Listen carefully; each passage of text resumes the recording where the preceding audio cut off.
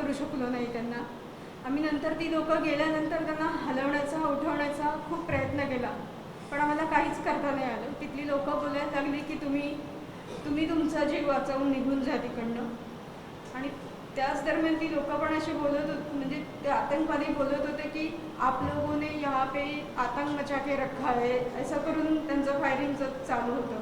म्हणजे पर्यटक फक्त फिरायला येतात, त्यांनी काय आतंक केला आहे तिथे ते नाही समजलं अजून. त्यामुळे गव्हर्नमेंटने याच्यावर ॲक्शन घेऊन त्यांना आम्हाला हा न्याय मिळवून द्यायला पाहिजे आणि त्या लोकांवर ॲक्शन घेतलीच पाहिजे असं वाटतं आहे मला तरी. आता यामध्ये प्लीज लँग्वेजचा बॅरियर आणू नका. ज्यांना ज्यांना ज्या भाषेमध्ये प्रकट व्हायचं आहे त्या भाषेमध्ये प्रकट होऊ द्या. तुम्हाला जो लाईव्ह टेलिकास्ट हिंदी चॅनलला दाखवायचा आहे, मराठी भाषिक जे हिंदी भाषिक आहेत त्यांना थोडं तरी मराठी समजतं इतका भारतासाठी आणि या लोकांसाठी तुम्ही प्लीज प्रयत्न करा. हर्षल त्याचा अनुभव कथन करेल. मी तिकडे आदल्या दिवशी आलो होतो ज्यावेळेला त्यानंतर आपल्याला मेडिकल फॅसिलिटीज काय झाली ते सांग. तर जे काय हल्ल्याचं झालं ते मामीने सांगितलं तुला. तर आम्ही तिकडून ज्यावेळेला गोळ्या चालल्या तर माझा हात माझ्या वडिलांच्या डोक्यावरती होता. तर एक म्हणजे माझ्या हाताला काहीतरी जाणवलं मला की काहीतरी इथे पडलं आहे. तर मला असं काय वाटलं की माझ्या हातावरती गोळी मारली आहे. आणि नंतर मी ज्यावेळेला उठून बघितलं तर मी माझ्या बाबांचं डोकं बघितलं तर ते पूर्ण रक्ताच्या ह्याच्यात माखलेले होते.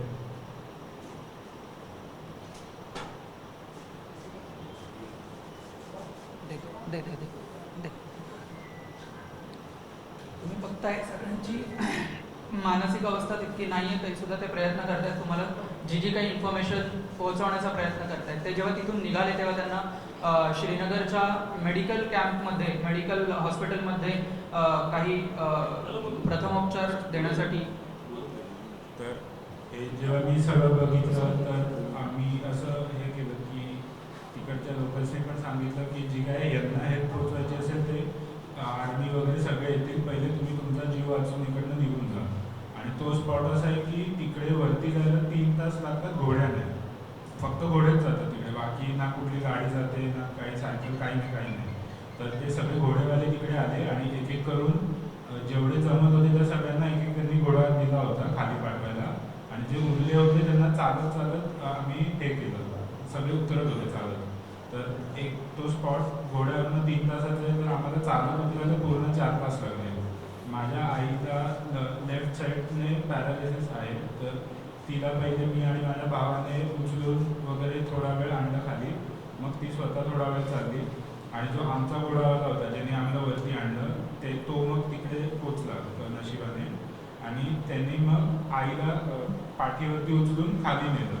आणि मग पुढे काही अंतरावरती घोडे होते, तर मग आईला आम्ही घोड्यावरती बसून पाठवलं. आणि मी आणि माझा भाऊ पूर्ण 4 तास आम्ही पूर्ण चालत आलो खाली त्या ह्याच्यावरनं. आणि नंतर खाली बेसला पोचल्यावरती तिकडे आमचे सगळे मामी आणि माझी बहीण तिकडे होते, कारण आम्ही त्यांना आधीच खाली पाठवून दिलं होतं. आणि त्यांना मग विचारलं की आई कुठे. तर आईला ऑलरेडी आम्ही हॉस्पिटलमध्ये त्यांनी चेकअपसाठी नेलं होतं. त्याच्यानंतर मला आणि या सगळ्यांना त्यांनी त्या हॉस्पिटलमध्ये बसवलं. आणि मग नंतर तिकडचे जे डॉक्टर्स वगैरे होते त्यांनी काय सांगितलं की अजून लिस्ट आलेली नाही आहे. तर तिकडच्या गव्हर्नमेंटने आमच्यासाठी अरेंजमेंट केली होती, एक पेहलगाम क्लब म्हणून जागा आहे, तर तिकडे त्यांनी आम्हाला बसवलं होतं. आणि हे सगळं झालं, ही फायरिंग झाली 2-2.5 वाजता.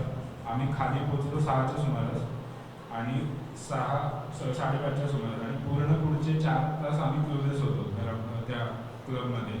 आमच्याकडे काही इन्फॉर्मेशन म्हणजे देत नव्हते, कारण काही येत नव्हतं. आणि त्याच्यानंतर 7च्या सुमारास फक्त मला कळलं होतं की तिघांची डेथ झाली संध्याकाळी. आणि मला असं स्ट्रिक्टली सांगण्यात आलं होतं तिकडच्या अधिकाऱ्यांकडनं की ही कोणाला कळू द्यायची नाही आहे. माझे जे काका आहेत राजेश काका, त्यांनी माझ्या तिकडच्या एका IPSशी बोलून त्या IPSनी त्यांच्या मित्राच्या घरी आमची राहायची सोय केली होती पूर्ण रात्रभर. तर त्या जिमी नाव आहे त्यांचं, त्या जिमी सरांचं पण आम्ही धन्यवाद देतो की पूर्ण रात्रभर त्यांनी आम्हाला तिकडे राहून दिलं. त्याच्यानंतर रात्री 3च्या सुमारास ते जिमी सर माझ्या हातावरती हे झालेलं त्याच्यासाठी मला GNC हॉस्पिटलमध्ये घेऊन गेले. टिटनसचं इंजेक्शन दिलं आणि एक्सरे वगैरे काढून घेतला हाताचा, तर ते सगळं नॉर्मल आलं. मग नंतर ती रात्र जागाच होती, मी काही झोपलं वगैरे काही नाही. त्याच्यानंतर सकाळी 7च्या सुमारास मला कळवण्यात आलं होतं की बॉडी आयडेंटिफाय करायची तुम्हाला, तर मी 7 वाजता सकाळी निघालो बॉडी आयडेंटिफाय करायला. बाकी हे सगळे त्यांच्या घरातच होते आणि जसं आयडेंटिफाय केलं बॉडी आणि मी परत आलो तेव्हा मी सगळ्यांना सांगितलं की असं असं झालं आहे. तर त्याच्यानंतर आम्ही तिकडनं हॉस्पिटल ह्याच्यामध्ये गेलो, PCR मध्ये. तर तिकडे आम्ही पोलीस कंट्रोल होतो. तर तिकडे अमित शहा, तिकडचे ओमर अब्दुल्ला म्हणून चीफ मिनिस्टर आहे, अमित शहा वगैरे, आणि आपले गव्हर्नर महाराष्ट्राचे, ते सगळे तिकडे आले होते. त्यांनी तिकडे काही लोकांची बोलणी केली. त्याच्यातनं आम्हाला असं कळलं की 4 वर्षाच्या मुलाला पण लागले.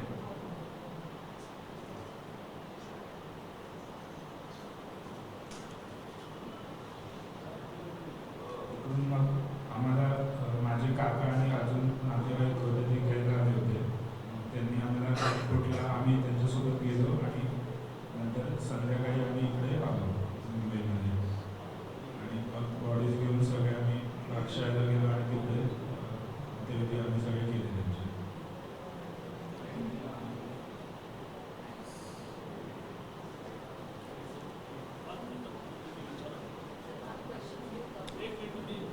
फक्त 5 मिनिटं तुम्हाला देण्यात येतील. 5 मिनिटं तुम्हाला एक इंडिव्हिज्युअली विचारा, एक जण हिंदी में बात करेगा, हिंदी सांगेगा, एक जण हिंदी में बात करेगा, सवाल बात नहीं हिंदी हम लोग वहाँ पे 21 तारीख को हम लोग वहाँ पे पहुँचे थे, तो रात को, तो वहाँ पे हमने ऑटो बुक करके हम लोग रात में रुके थे. और अगली सुबह हम लोग जब वहाँ से निकले, 8 बजे हम लोग सुबह निकल गए और पूरा ऊपर चढ़ के हम लोग वहाँ पे खाना वगैरह हम लोग खा रहे थे. और वहाँ से हम लोग निकल रहे थे, उतने में हमारा फायरिंग का आवाज़ आया. तो हमने पहले इग्नोर किया वो आवाज़, क्योंकि वो बहुत दूर था और बहुत कम आवाज़ था. तो हमें लगा कोई लाइट का ये फ्यूज़ उड़ता है तभी वैसा आवाज़ आता है, या फिर वहाँ पे बहुत सी गेमिंग एक्टिविटीज़ थी, तो वहाँ पे गेमिंग का घर रहेगा, वहाँ का वैसा कोई शूटिंग होगा. तो पहले हमने इग्नोर किया, फिर वो आवाज़ धीरे धीरे करीब आ रहा था. फिर वहाँ पे जो लोकल्स थे उन्होंने बोला कि झुक जाओ नीचे, कि ये गोली मार देंगे वरना आपको. तो सब लोग नीचे लेट गए सब के सब. और फिर वहाँ हमें पूछा कि हिंदू कौन है वो अलग हो जाए और मुस्लिम कौन है वो अलग हो जाए. उन्होंने फिर बताया, मतलब वहाँ पे उन्होंने हम में से किसी ने कोई हलचल नहीं की. और फिर उन्होंने ये किया कि वापस पूछ रहे हिंदू कौन है और मुस्लिम कौन है. तो मेरे जो मामा है हेमंत करके, हेमंत जोशी, उन्होंने सिर्फ उनसे बात करने की कोशिश की, हमें जाने दीजिए, हम कुछ नहीं करने वाले हैं. तो उनको सीधा गोली मार दी उन्होंने, इतना बोलने के लिए. फिर मेरे जो दूसरे मामा हैं अतुल मोने, उन्होंने इन दोनों को गले लगाया कि इन्हें छोड़ दीजिए, इन्हें जाने दीजिए. तो उन्हें बोला कि तुम बाजू में हट जाओ वरना आपको भी मार देंगे. पर उन्होंने बाजू नहीं हुए, वो इनसे चिपके रहे. तो उनको कैसे करके पेट में गोली मार दी उन्होंने. फिर उनको और फिर उन्होंने वापस पूछा कि हिंदू कौन है और मुस्लिम कौन है. तो मेरे पिताजी है संजय जी, उन्होंने हाथ ऊपर करने की कोशिश की तो उनको सिर में गोली मार दी उन्होंने. और मेरा हाथ उनके सिर के पास था, तो मुझे वो गोली छू के चली गई और उनके सर में गई. इसलिए फिर बाद में सब शांत हो गया. और फिर धीरे धीरे करके हम लोग देखने लगे कि कुछ है, कोई है आदमी. सब आवाज़ वगैरह कुछ नहीं था. तो धीरे धीरे हम लोग ऐसे ऊपर थोड़ा सा देखने लगे तो कुछ नहीं था. तो वहाँ के जो घोड़े वाले थे फिर वो वहाँ पे आ गए और उन्होंने बोला कि आप यहाँ से निकल जाइए, ये जो जिनको इंजरी हुई है, जिनको गोलियाँ मारी है, उनके लिए रेस्क्यू ऑपरेशन के लिए आर्मी आएगी और सब में हेलीकॉप्टर से वगैरह आएंगे. फिर उसके बाद हम लोग वो घोड़े वाले जो थे उन्होंने वहाँ के जो सब टूरिस्ट है उनको नीचे लाने के लिए हेल्प किया, क्योंकि वो स्पॉट ऐसा है कि वहाँ पे सिर्फ घोड़े जाते हैं और वो स्पॉट 3 घंटे से बाय रोड. तो जब जहाँ पे गाड़ियाँ खत्म हो जाती है वहाँ पे बाय रोड 3 घंटा है.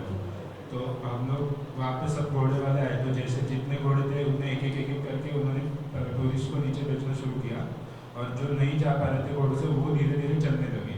तो मैं, मेरा भाई, मतलब हम सब 6 के 6 लोग हम लोग चल रहे थे। तो इन तीनों को, मेरी बहन, ये मामी और दूसरी मामी, इनको मैंने नीचे भेज दिया क्योंकि मेरी मदर को पैरालिसिस है, तो उनको पूरा चलने को इतना फास्ट नहीं होता। तो मैंने और मेरे भाई ने मेरी मदर को हम लोग एक एक करके उठा के नीचे ला रहे थे। थोड़ी देर वो चल रही थी, फिर इनको तो हमने आगे भेज दिया था। फिर वो घोड़े वाले आए, मतलब जो लकीली जो जिस घोड़े पे हम लोग आए थे ऊपर, वही आदमी हमें मिला। तो वहाँ से वो नीचे उन्होंने हेल्प की, मेरी मम्मी को कंधे पे उठाया उन्होंने और नीचे लेके गए, और वहाँ से उनका घोड़ा नीचे था तो उन्होंने घोड़े पे बिठा के उन्हें नीचे भेज दिया। इसके बाद वहाँ पे जो बेस था, जब ये पूरा स्पॉट खत्म हो जाता है, वहाँ पे सब मेडिकल टीम थी, मेडिकल टीम, और वहाँ से हाँ आर्मी भी थी, और उन्होंने हमें ये किया कि आपको कुछ लगा है कि नहीं। और मेरी मदर को उन्होंने ऑलरेडी हॉस्पिटल में ये कर दिया था चेकअप के लिए। तो फिर मैं वहाँ पे गया और हमें वहाँ पे बताया गया कि जो ऊपर जिनका सब फायरिंग हुआ है जिनके, उनका लिस्ट आपको बाद में मिलेगा। आप पहले पहलगाम क्लब करके गवर्नमेंट ने हमें एक जगह दी थी, वहाँ पे जाके आप रहिए, जैसे ही लिस्ट मिलेगा तो हम आपको बता देंगे। तो तकरीबन 3-4 घंटे हम लोग ऐसे ही वहाँ पे बैठे रहे, हमें कुछ ये लिस्ट नहीं मिला। तब तक मेरा उधर के सब ऑफिसर्स और आर्मी के लोगों से सब बातचीत चल रहा था कि कोई अपडेट के लिए, पर अपडेट कुछ नहीं मिल रहा था। फिर 8:30 के आसपास मुझे पता चला था 7 के आसपास कि ये इनकी डेथ हो गई है, तीनों की। तो मैंने मेरी फैमिली को नहीं बताया था अगली सुबह तक। तो पूरा रात में फैमिली को लेके वो क्लब में था, और फिर क्लब के बाद वहाँ पे मेरे जो चाचा हैं उन्होंने उनके एक पहचान वाले से मुझे कांटेक्ट करने के लिए बोला था। तो उन आईपीएस ने उनके फ्रेंड को बोला था कि इनके घर है तो आप पूरी रात वहाँ पे रुक सकते हैं। तो मैं, मेरी फैमिली को लेके हमने जो ट्रैवल्स बुक किए थे, उनके और उनकी भाई की गाड़ी आई थी, तो उन्होंने हमें श्रीनगर लेके गए थे। वो ये पहलगाम से श्रीनगर 100 किलोमीटर के आसपास। तो हम पूरे वहाँ से गाड़ी से गए थे। वहाँ से वो पूरा रात हम लोग उनके घर पे रहते। फिर उन्होंने मेरे जो जिमी नाम है उनका, जिनके घर पे हम रुके थे, तो उन्होंने मेरा ये जीएमसी हॉस्पिटल में मुझे लेके गए, और फिर मेरा एक्सरे उन्होंने कराया और इंजेक्शन दिया और सब मेडिसिन वगैरह उन्होंने अप्लाई किया। फिर बाद में पूरी रात हम लोग जगे थे, और सुबह मुझे बुलाया गया कि आप बॉडी आइडेंटिफाई कीजिए ताकि हम एयरपोर्ट भेज सके मुंबई के लिए। तो मैं गया, और फिर जब बॉडी आइडेंटिफाई कर दी तभी मैंने मेरे घर वालों को बताया कि ऐसा ऐसा हुआ है, तो आप आ जाइए। फिर उसके बाद हम लोग गए। फिर हॉस्पिटल से हम पीसीआर गए थे, पुलिस कंट्रोल रूम। तो वहाँ पे सब अमित शाह, वहाँ के चीफ मिनिस्टर, हमारे महाराष्ट्र के गवर्नर, वो सब आए हुए थे। तो वो लोगों से पूछताछ कर रहे थे, और वहाँ पे हमें पता चला कि 4 साल के बेटे को भी गोली लगी है। वहाँ से हम लोग, मेरे चाचा और मेरे और रिलेटिव्स थे, वो यहाँ पे आए वहाँ श्रीनगर पीसीआर में। हमको उन्होंने, हम एयरपोर्ट पे गए इनके साथ, और फिर हम शाम को मुंबई आ गए।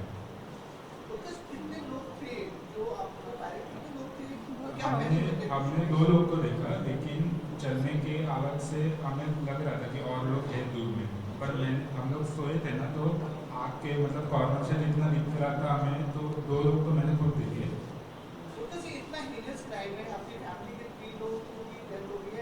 गवर्नमेंट से या फिर जो टेररिस्ट है क्या सजा की मांग है, कैसी सजा मिलनी चाहिए उनको? इनके ऊपर बुरी से बुरी जितनी, मतलब उनको सीधा कि शूट एट साइड का ऑर्डर देना चाहिए। जितने भी टेररिस्ट है, सिर्फ कश्मीर में या फिर वो सिर्फ पहलगाम में नहीं, जहाँ पे भी कौन से भी बॉर्डर पे, इवन अपने पाकिस्तान के बॉर्डर के इधर भी हो या फिर बांग्लादेश के बॉर्डर के इधर भी हो, कहीं भी किसी भी बॉर्डर पे अगर कोई टेररिस्ट दिखे तो सीधा उनको शूट कर देना चाहिए। प्रधानमंत्री मोदी जी ने अभी भी कहा कि कल्पना से भी परे जो है बड़ी को सजा दी जाएगी, जहाँ भी देंगे उनको मिट्टी में मिलाया जाएगा। कितना यकीन है सरकार में जो कहेगा प्रधानमंत्री वैसा होगा? सजा प्रश्न तुम्हाला तिथे काय विचार आलं होतं खरं तर? तुम्हाला काय विचार आलं होतं? काय आम्हाला तिथे आम्ही जेव्हा खाली पूर्ण झुकलो होतो तेव्हा त्यांची फायरिंग चालू झाली होती. त्यांनी हिंदू कोण आहे, मुस्लिम कोण आहे असं बोलत होते ते. कोणत्याही पर्यटकांनी त्याला रिप्लाय दिला नाही किंवा कोणी काहीच नाही केलं.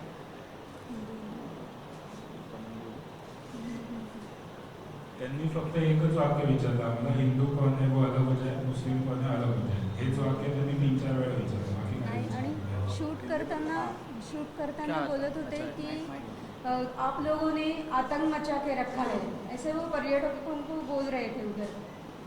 फायरिंग भी कर रहे थे और साथ में ये भी बोल रहे थे. मतलब वो कहना चाह रहे थे कि ये सब आप टूरिस्ट लोग यहाँ आ रहे हो, वो आप यहाँ नहीं आ सकते, ऐसा उनका ख्याल है कि आप सब आतंक मचा रहे हैं. हाँ, उनको वैसे बोला रहे कि आप आतंक मचा.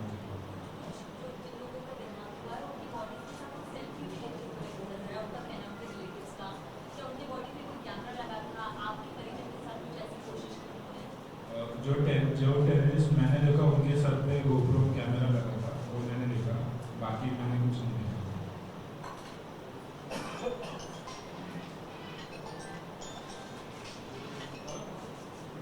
हा प्रकार झाल्यावर तुम्हाला तिथे कोणी मदत केली का? हो, तिकडच्या सगळ्या जे घोडेवाले होते, परत लोकल्स होते, जे एकच घर होतं त्या पायथ्याचे, त्यांनी आम्हाला पाणी वगैरे दिलं, मला आणि माझ्या भावाला. त्याच्यानंतर तिकडचे जे गव्हर्नमेंटचे अधिकारी होते, पोलीस होते, महाराष्ट्र सदनचे लोक होते, त्याच्यानंतर शिवसेनेचे श्रीकांत शिंदे होते, त्यांनी आमच्यासाठी तिकडे हे पाठवली होती. त्याच्यानंतर अजून आर्मीचे NIAचे लोक होते, IPS तिकडचे होते. सगळ्यांनी माझे काका होते, कारण काकांनीच हे सगळ्यांचे नंबर वगैरे मला पाठवले होते आणि माझे नंबर या सगळ्यांना पाठवले होते. त्यामुळे त्यांनी, आणि त्याच्यानंतर इकडे मुंबईमध्ये आल्यावर पण सगळ्यांनी अरेंजमेंट केली होती आम्हाला परत घरी न्यायची. उत्तरशी होती की त्यांनी पुढे फायरिंग होती. One by one, please. Yes नको ना त्याच्यावर असं काही. तिघांना गोळी लागल्यानंतर बाकी पंतप्रधानांना नको विचारू. होता, पण मग ते निघून गेले की कसं म्हणजे? त्यांनी आम्हाला म्हणजे जे तिघांना गोळ्या मारल्या त्याच्यानंतर सगळं शांतता होती. तर पहिले आम्ही बघितलं की आजूबाजूला कोण नाही आहे, आणि तेव्हा नव्हतं कोणी, म्हणजे ते पळून गेले. कारण तो जो एरिया होता एक तर ते खूप ग्राउंड होतं, ओपन ग्राउंड होतं आणि डोंगराळ एरिया होता. तर ते डोंगरात जंगलात पळून गेले. उत्तरशी मध्ये ये फायरिंग कितनी तक चली? यहाँ पे पिकनिक स्पॉट तक कितने लोग मौजूद थे? कोई आर्मी या सिक्योरिटी वहाँ थी आसपास? सिक्योरिटी कुछ नहीं थी वहाँ पे, सब ओपन था. 2 लोक. पर्यटक किती होते? जो टूरिस्ट थे वो 100 के तकरीबन होंगे वहाँ पे, ज़्यादा भी हो सकते हैं. मतलब मैंने जितने देखे, क्योंकि वो बहुत बड़ा ग्राउंड था, तो मेरी नज़र जहाँ तक जा रही थी तो 100 लोग तो डेफिनेटली होंगे और ज़्यादा भी हो सकते हैं. कितनी देर तक टेररिस्ट फायरिंग करते रहे? फायरिंग तो बहुत कम टाइम की उन्होंने, हार्डली 5 मिनट से ज़्यादा भी नहीं होगा वो फायरिंग. हाँ, 10 मिनिट. ठीक है, 10 5-10 मिनट तक रहेगा वो. ज़्यादा मतलब सिर्फ उन्होंने ये क्वेश्चन पूछा, हिंदू अलग हो जाए, मुस्लिम अलग हो जाए, फायरिंग की और निकल गए. बाकी कुछ नहीं. नहीं, एक ही डायरेक्शन से वो सामने से आए और हम लोग सब देख रहे थे कि सब जो वो एक्चुअली हम होटल में थे, तो होटल में जितने भी लोग थे उनको एक जगह पे ये किया गया. तो बाकी जहाँ पे लोग होंगे तो वहाँ पे अलग फायरिंग हो सकती है. वहाँ जो लोग थे, हाँ, लोगों की तादाद जो है इससे ज़्यादा थी. लोगों को पता उनके साथ गैंगरेप क्या चलिए क्या ये चीज़ अचानक थी या जैसे आप लोकल लोगों ने हेल्प केली आम्हाला. जर पूर्णच ते टार्गेट करतो असं वाटत होतं, पण त्या प्रकारे सांगितलं का हिंदूंनी वेगळं परत परत जैसे हिंदुओं को टारगेट कर रहे थे वहाँ पर ऐसा लगता काय है. लावा? हाँ, इन लोगों को टारगेट कर रहे थे.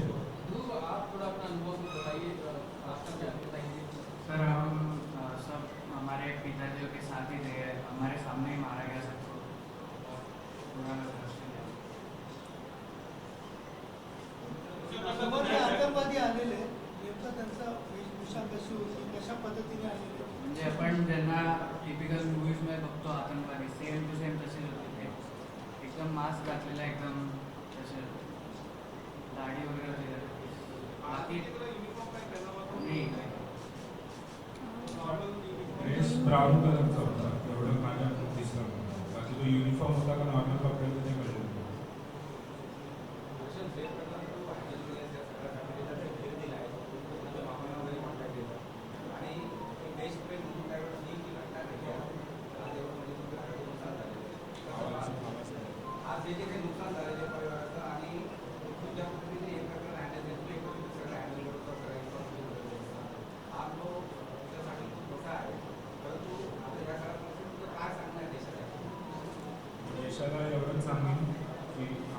आवश्यक आहे आणि गव्हर्नमेंटला सांगेन की यांना कठोरात कठोर शिक्षा देईल सगळ्या हातांना. थँक्यू. परत इंडिव्हिज्युअल यांना कोणी घरी जाऊ नका आणि ते वेगळ्या दुःखात आहे. त्यांच्याबरोबर अजून कोणी पर्यटक गेलेले का? ह्या 3 कुटुंबाबरोबर बाकी अजून त्यांच्या ग्रुपमध्ये कोणी नाही नाही, आमच्या ग्रुपमध्ये तीन फक्त- फॅमिली होत्या आणि तिन्ही फॅमिलीच्या हँडला त्यांनी टार्गेट केलं.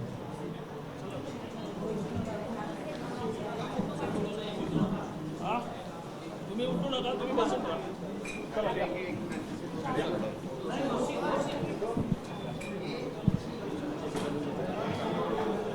राहुल, राहुल, ये.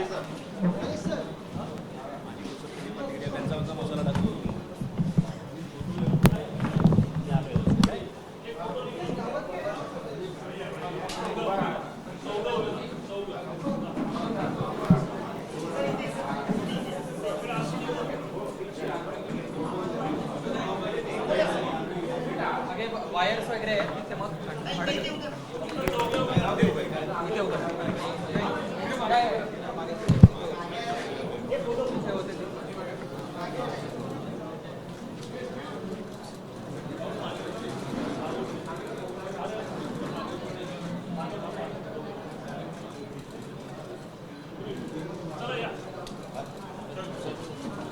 परत एकदा रिक्वेस्ट करतो राजे साहेबांनी सांगितलं No one should come to their person home.